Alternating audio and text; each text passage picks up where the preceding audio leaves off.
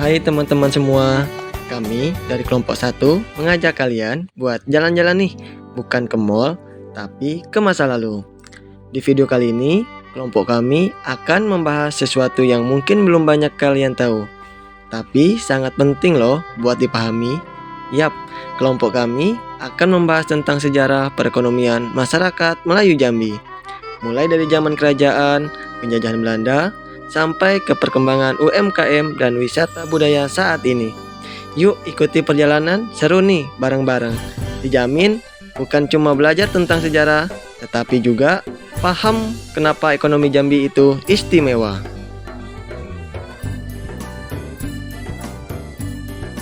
Teman, kalian pernah dengar nggak sih tentang kerajaan Melayu dan kerajaan Sriwijaya? Nah, Jambi dulunya merupakan salah satu pusat penting dalam kerajaan-kerajaan besar di Sumatera.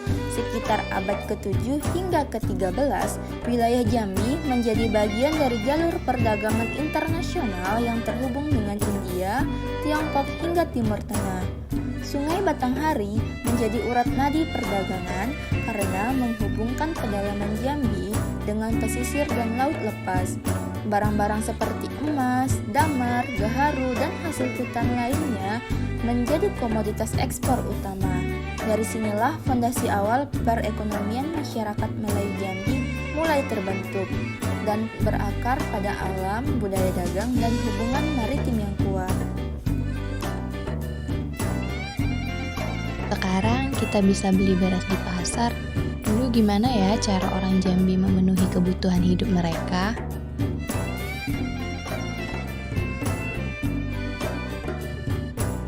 Pemerintah daerah dan pusat berupaya mengembalikan kendali ekonomi ke tangan rakyat. Eksplorasi minyak bumi di Jambi mulai dilakukan sejak tahun 1950-an dan menjadi salah satu sumber pendapatan daerah yang besar. Selain itu, masyarakat juga mulai mengelola kembali lahan pertanian dan perkebunan secara mandiri. Program transmigrasi membawa warga dari berbagai daerah ke Jambi untuk membuka lahan dan memperkuat perekonomian desa.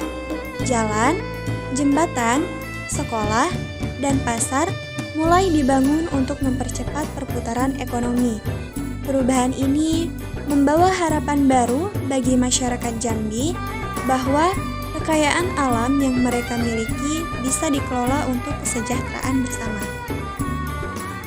Teman-teman, apa ya yang terjadi saat bangsa Eropa datang ke Nusantara, khususnya ke daerah Jambi?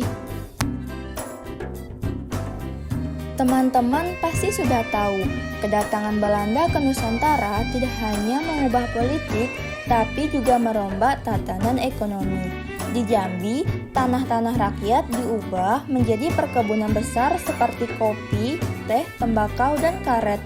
Hasil-hasil bumi tidak lagi dinikmati sepenuhnya oleh masyarakat lokal, tapi dikirim ke luar negeri untuk kepentingan kolonial. Sistem tanam paksa diberlakukan, buruh dipaksa bekerja dalam kondisi yang tidak manusiawi, dan struktur ekonomi berubah dari tradisional ke ekonomi ekspor. Pelabuhan Muara Sabak dan Sungai Batanghari dijadikan jalur distribusi utama hasil ekspor. Meskipun terjadi pembangunan infrastruktur seperti jalan dan pelabuhan, tapi manfaatnya tidak banyak dirasakan oleh masyarakat lokal. Masa ini menjadi salah satu periode yang paling berat dalam sejarah ekonomi Jambi. Teman tahu nggak sih setelah Indonesia merdeka, bagaimana ya nasib perekonomian yang ada di Jambi?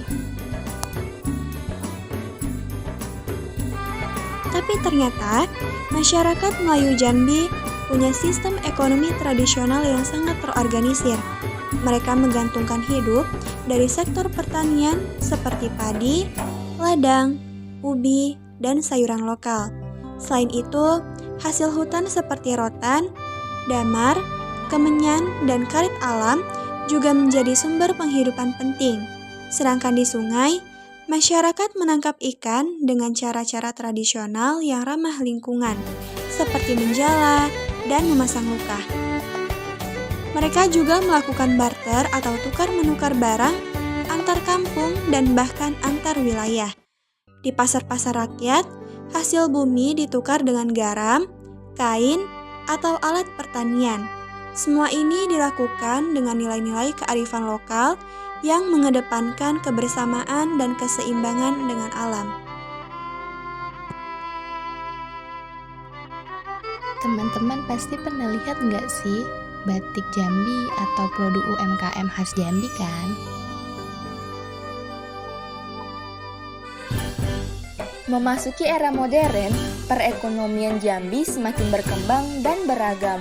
Selain sektor migas dan perkebunan, kini muncul kekuatan baru, UMKM, pariwisata, dan industri kreatif.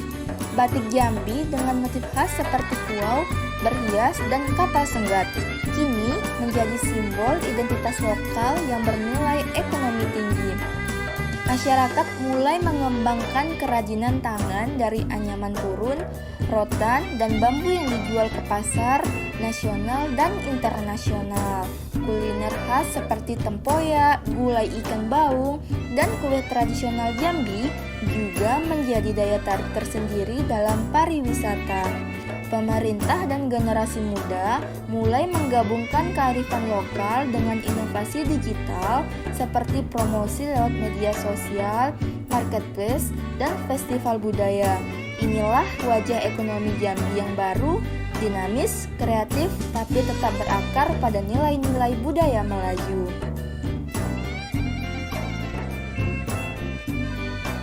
Wah, luar biasa ya perjalanan perekonomian Jambi dari masa ke masa.